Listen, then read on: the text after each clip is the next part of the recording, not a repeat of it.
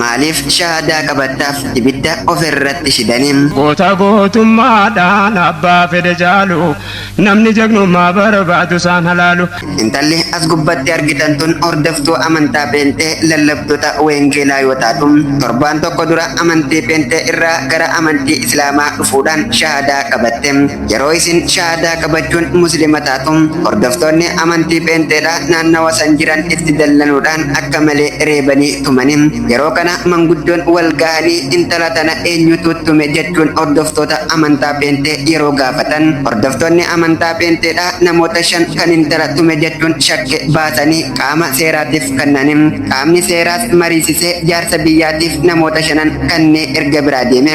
Jaarsi biyyaatis gadi taa'ee yeroo jidduu isaanii dubbatu isin maaliif nu keessaa deemtee shahaadaa qabattiif tumu dubbatan. Ergas jaarsi biyyaa dubbii tana dubbatee fitee adda galan booda ammallee intalli ramadaanaan oolte galgala taraawii salaattee osoo gala deemaa jirtu hordoftoonni amantaa Pheenxeedha jala deemanii mana isii irratti dhagaa darbachuu eegalanii.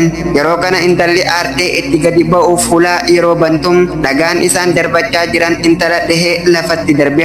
Haati intala gadi baatee intala gaafa lafaa ol qabdu haadhuma harkatti ammallee dhagaa itti deebisanii intala gaggabsanii. Yeroo kana intala gara hospitaalaa yeroo geessan ummanni muslimaa dhagahe. Ijoolleen Jimmaa magaalaa Gaantiraa jiran akka malee aaruudhaan tarkaanfii ummata Pheenxee irratti gaafa fudhatan ergas booda walitti bu'insi magaalaa Gaantiraa keessatti uumamuun hiriirri guddaan ba'amee jira.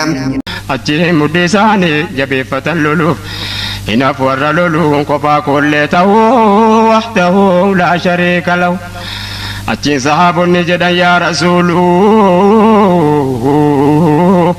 eenyu simbiraa hafee gara manaa laalu garii mudhaa mudhiini tofnaan okkolu madaa hidhatanii kaa wajjin lolu akkas himmaan dhiiraa wayita hakkiin galu ajaa'ibni jaraa yeroon taa'e laalu hundi yaada jaraa samii tolka jeelu hasbunallah jedha wa ni'mal wakiilu jedhan jarri quwwaa rabbi irra kajeelu.